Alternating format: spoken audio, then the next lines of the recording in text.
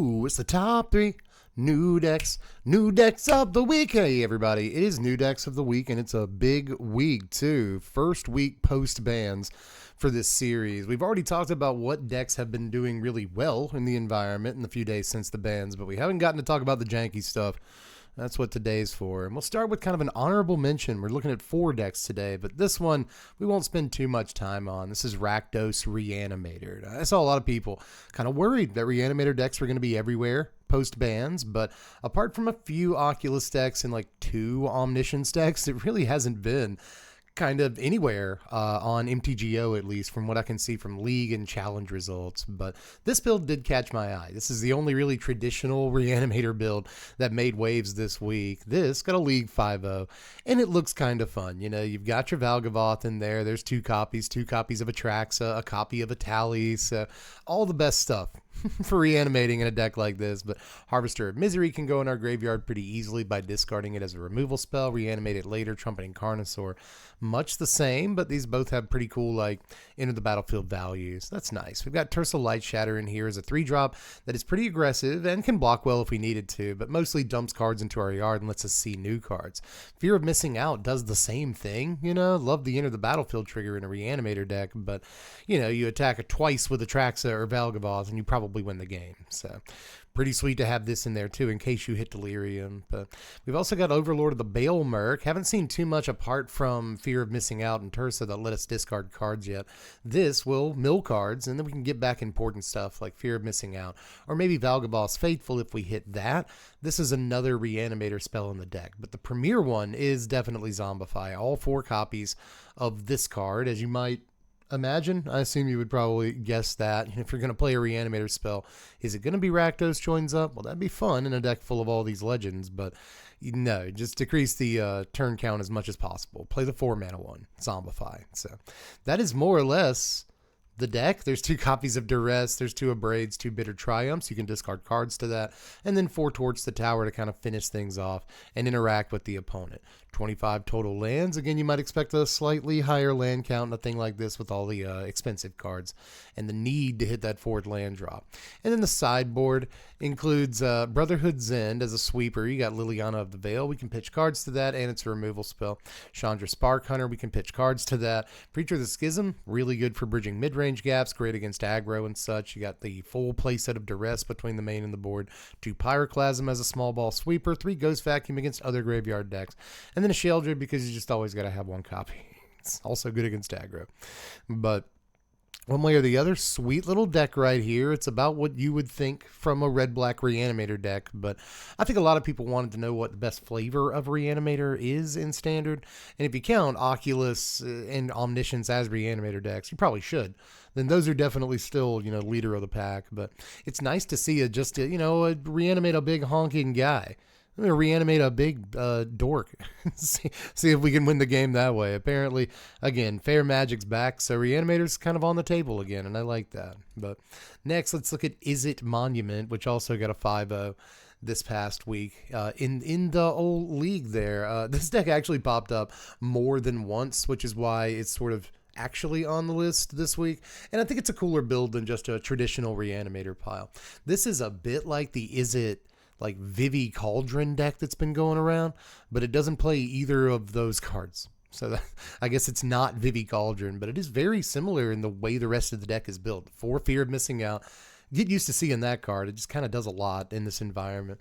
Marauding Mako is in here, or Mako. I like Mako better. Marauding Mako is in here. Fun that you can cycle this a little bit later in the game. It counts as discarding a card for Monument. But this gets pretty big alongside not just Fear of Missing Out on 2, but Tersa Light Shatter or Steam Core Scholar on 3. You can also play Winter Night Stories on 3 in this deck, so you are pitching cards on turn 3 for sure, but there's also Monument to Endurance, so we are playing kind of a lot of 3-drops curve-wise, but when it comes to stuff like Winter Night Stories, that might not even be part of our curve, right? You know, we might play that much later than turn 3 for the most part. We just pitch it into our yard with a discard effect in the early game, and then it's there for later. So that's nice. Once we do have monuments locked into place, monuments plural, that's usually how this deck wants to win. Really, really cool deck here that can get aggressive with sharks and, nightmares, and Tersa Light Shatter again makes the appearance here. Steam Core Scholar again, this flies. I guess that's kind of nice. So, again, you might be able to get a little bit aggressive with this deck and then just finish them off with monument damage in a turn or two. We've got Torch the Tower in here for removal. Bitter Reunion also helps us discard cards. Prof's Eidetic Scream, that's a nice, or Memory. I was looking at Unable to Scream. It's a whole different card. Prof's Eidetic Memory is a nice piece in here. We also see this in the Vivi Cauldron decks. Translates well to this pile too, It draws the card when it comes into play, and then it starts putting +1/+1 counters on things pretty quickly. And with cards like Bitter Reunion, Tersa Light Shatter, Fear of Missing Out, these are card draw effects on bodies. They work really well with profs, so nice. And then Unable to Scream, card my brain got in the way of when I was talking about profs. This is a really good removal spell, man. I'm glad to see this popping up a little bit more. The blue Swords to Plowshares, maybe the best piece of removal that's ever been printed. Just really, really nice. And I like that it's kind of getting its due in standard recently.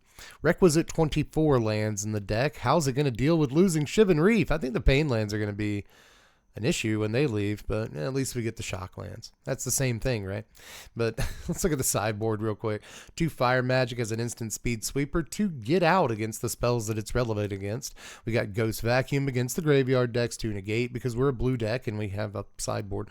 2 Spell Pierce for similar reasons. 2 Row Crackling Wit. I really like the inclusion of this, and I'd really like to see a copy sneak into the main deck. At least one, if not both of these, I could see totally doing that. The -3 synergizes with a monument, but also just a way to get some sort of long game value turn over turn that's not monument, a different game plan. I like that. Twin Maw Stormbrood is a 2-of in this deck. Can't really cast it, but most decks that play Twin Maw Stormbrood don't care if they can cast the Dragon App or not. They just want that ridiculous, kill anything removal spells. Not surprised to see it. We see that a lot more recently. But again, I like that this doesn't play Vivi or Cauldron. That's a bunch of mythic wild cards you don't have to spend, or money you don't have to spend in real life. I think Agatha's is like $35-$40 and Vivi is like $45-$50. So that's $200. You don't have to spend on a stinking deck. That's nice. But it performs pretty nicely even with all these kind of dinky-ish cards. Monument is just a really, really good card. It is. I was going to say well designed, but I'm not sure if it's really good. Next, let's take a look at the Incredible Hulk, everybody. This is my, I guess, number 2 deck of the week, if you want to call it that. This is a Bright Glass Gear Hulk deck. However, Sip, what it is not is a Collector's Cage deck, which is really neat. Usually, though you don't separate those two, they're buddies. Why would you, if you get one from the rescue, you have to buy the other one from the rescue. You have to adopt the other one because they're a bonded pair. But in the case of Bright Glass Gear Hulk, I guess they can, sisters are doing it for themselves at this point. And even though this is kind of a weird deck to see this card in, because there aren't a bunch of 1-drops to really grab with this. You can get a Lana War Elves, or you can get the Phoenix Down. And I think Phoenix Down is the thing you're supposed to get. I guess if Bright Glass isn't relying on one artifact, it's another. This, if you haven't really seen it yet, is a single white mana for an artifact. You can pay 2 mana, 1 on a white, tap it, exile it, and choose 1. Return a creature card, mana value 4 or less from your yard to the battlefield tapped. Or exile a skeleton, spirit, or zombie, which I guess could be relevant from time to time, but it's mostly there for flavor reasons. This is going to return just about any creature in the deck. I say just about, we're playing like Craterhoof and Feckin' Greenshell, Bloomvine, but what it's supposed to do is get back a Bright Glass or a Biza. So we're playing 7 4-drops in this deck. We do have the ramp, though. We've got Lana War Elves to get us to Biza or Bright Glass on turn 3. Overgrown Zealot does the same thing. Clifftop Lookout doesn't ramp us into our 4-drops, but it does ramp us into some of these 5s, like, again, Green Shell, Regent. It's weird to see Regent in here. Not a whole lot of dragons in the deck or anything, but, I guess that this is also ramp for what it's worth. You can just play the 3-mana version of it to ramp. And then Feckin' Greenshell is really neat, This is basically ramp, kind of, but it also draws you a card if it doesn't ramp you.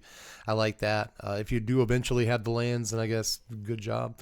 The one Craterhoof Behemoth is in here. Again, we're ramping a good bit. Even when we play, Green Shell, we're like still ramping. So, I can see playing one Craterhoof. There's another reason to do it. We'll talk about it in a second. And then the 4 Insidious Fungus. So I guess it can get the 1-drop enchantment. It can get Lana Worlds, or it can get Insidious Fungus when Bright Glass Gearhulk comes into play. So a number of pretty decent 1-drops. We'll see if Haywire Might is in the board. I can't remember. But anyway, like a pretty motley crew of dudes in this deck. You're almost always going to play on turn 1, which I do kind of like. That's good in a Magic deck in Standard, but you've got real action all the way up into the mid game, and I'm not convinced this has like the most explosive mid game in Standard compared to a lot of other mid-range decks, but it looks like a pretty cool one. You can get Bright Glass or Biza back with the Phoenix down. You can go, I was going to say the 1 enchantment. It's the 2 artifacts you can get with Bright Glass. There are 10 total cards you can get with Bright Glass. That's not bad at all. But you often would see like Duskrose Reliquary or Haywire Might or something. But I like the inclusion of Insidious Fungus. This ramps us when we needed to ramp us, but also blows stuff up. It's good to have that kind of main deck, sort of versatility. That's pretty sick. But apart from that, Get Lost is one of the better removal spells in the format. Let's play the full 4 of. And then Spelunky is in here as a 1 of. That's kind of neat. A little more ramp, I guess. And then Smuggler's Surprise is a 2 of, even though the only giant creature we're really playing is Craterhoof Behemoth. I find this like to be a really interesting sort of premise. This can just protect Bizas. I just broke my pen. This can protect Bizas if you wanted to. It can protect Bright Glasses and even Craterhoofs, I guess. So cool. If you want to get creatures off of it at instant speed, it's kind of a card draw spell. And it's kind of neat if you want to use it that way. So, there's more than one way to use a Trojan horse, So kind of like the inclusion here. And when it does just throw like a first striking Bright Glass into play and a Biza, and somehow you still get the fish, like you're blocking, So I think that it's a pretty sick little include. I'd be tempted to put in stuff like, Knights of Round and Bahamut and all that garbage if it was me building the deck, but that's why I'm not 5-0 in leagues. You know what I mean? We'll look at the lands here. There is an enchantment land in here. Valgavoth's Lair. I thought that was kind of neat. You can go get this with Bright Glass Gearhulk because it's an enchantment. If I'm not mistaken, does it say, or less?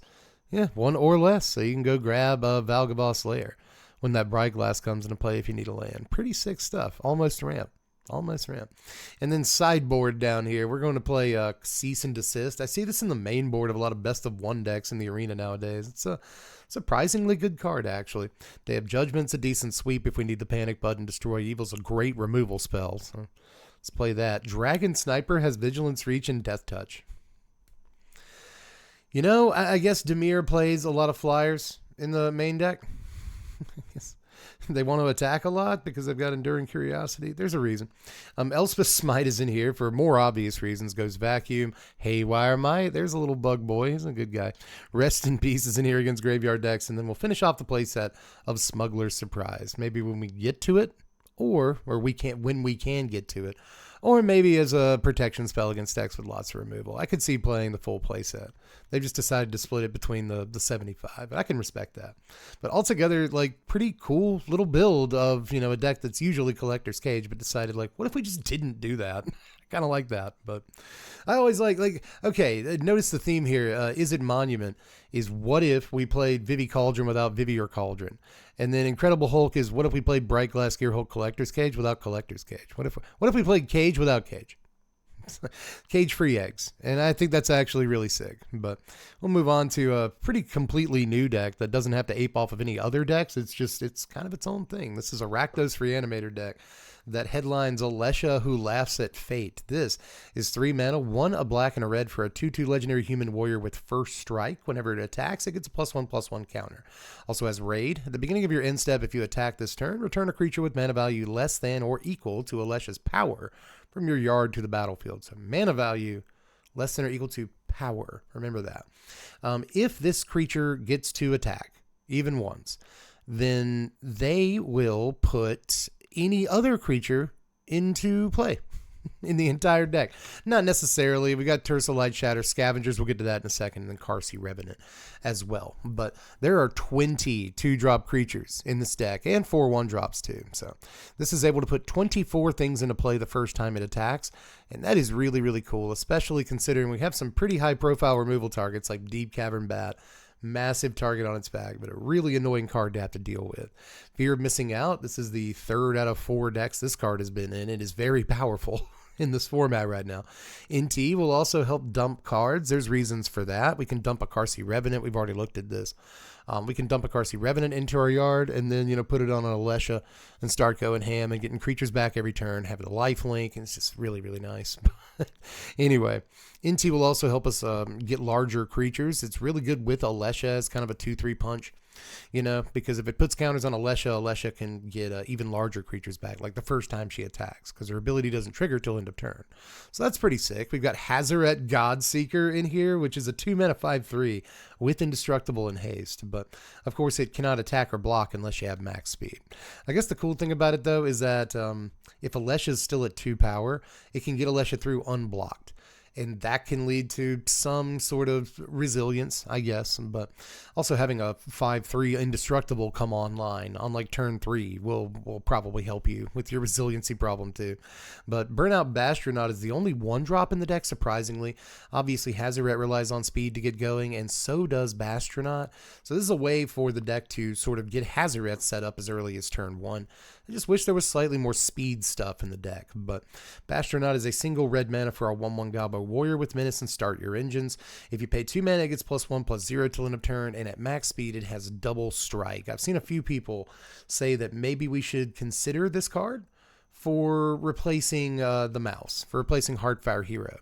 Especially after rotation, we won't have Monastery Swiftspear anymore, so maybe this is the thing we need to be looking at. I am currently trying this in Tifa, Gruul Tifa, and I have found that sometimes this can be a really good creature.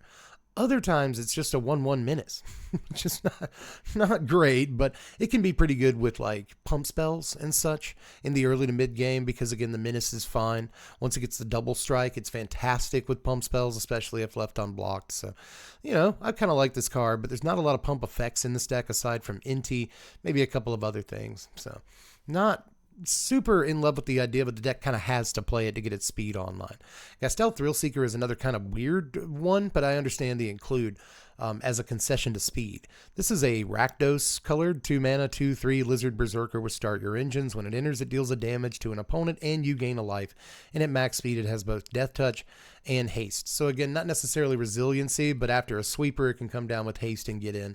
I like that. It can ping the opponent. That's good for making sure that Hazaret or Bastronaut gets some speed going. So altogether, again, I understand why they're playing this card, and Alesha can get it back. They take a little bit more damage.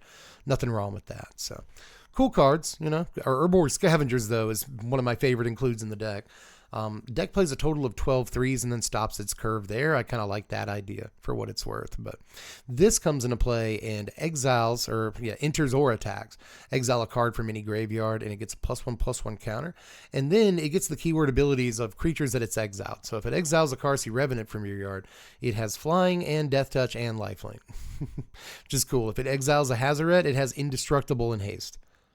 Awesome. Flying and Lifelink, it exiles a Deep Cavern Bat. Let's go.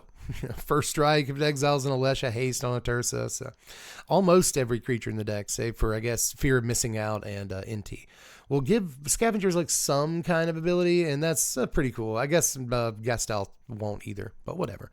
It's just a neat include, and I could see, again, this kind of getting the counter every turn and getting a little bit larger and being one of the creatures that kind of goes all the way if unanswered. So, again, cool things about this deck. It is nothing but creatures. It's 39 creatures and then no removal spells.